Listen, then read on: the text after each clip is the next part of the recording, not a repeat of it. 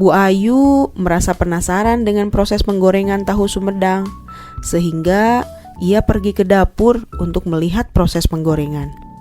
Ia melihat tahu-tahu ditempatkan dalam ancak. Kalian tahu ancak? Ya, ancak adalah wadah dari anyaman bambu atau kayu yang digunakan untuk menampung tahu yang berbentuk persegi. Sebelum digoreng, penjual memotong satu ancak tahu menjadi 10 baris dan 10 kolom. Karena wajan penggorengannya terbatas, ia hanya bisa menggoreng 70 potong tahu dalam satu kali proses. Jumlah tahu yang digoreng ini adalah 70 potong dari 100 potong tahu mentah. Hal ini bisa dinyatakan dalam persentase.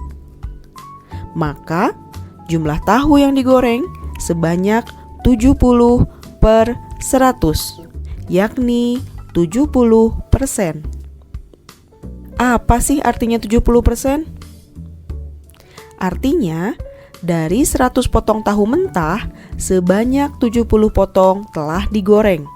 Jadi, persentasenya adalah 70%. Adapun sisa tahu yang belum digoreng sebanyak 30 potong. Jadi, 30%. Mari kita perhatikan diagram lingkaran berikut. Gambar manakah yang merupakan diagram lingkaran untuk tahu yang sudah digoreng dan sisa tahu yang belum digoreng?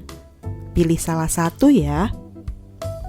Ingat, persentase merupakan salah satu bentuk pecahan. Namun, persentase tidak sama dengan rasio. Mari kita ulas kembali. Pada bagian awal, kalian sudah menyatakan bahwa perbandingan jumlah tahu dari keseluruhan isi piring adalah 10 berbanding 14. Perbandingan ini dapat ditulis sebagai pecahan. Pecahan menyatakan berapa banyak bagian dari keseluruhan. Perbandingan banyaknya tahu terhadap banyaknya lontong adalah 10 berbanding 4. Atau dinyatakan dengan 10 berbanding 4 yang dapat disederhanakan menjadi 5 berbanding 2. Masih ingat kan cara menyederhanakan pecahan pada materi sebelumnya? Perbandingan banyaknya tahu terhadap banyaknya lontong disebut rasio. Jadi, rasio itu merupakan perbandingan dua besaran, dapat berupa ukuran atau jumlah benda. Rasio dapat dituliskan sebagai berikut: A berbanding B.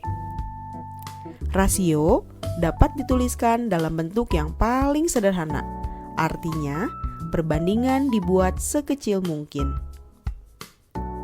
Sebagai contoh, perbandingan banyaknya tahu terhadap banyaknya lontong adalah 10 berbanding 4 atau dinyatakan dengan 10 berbanding 4 yang disederhanakan menjadi 5 berbanding 2.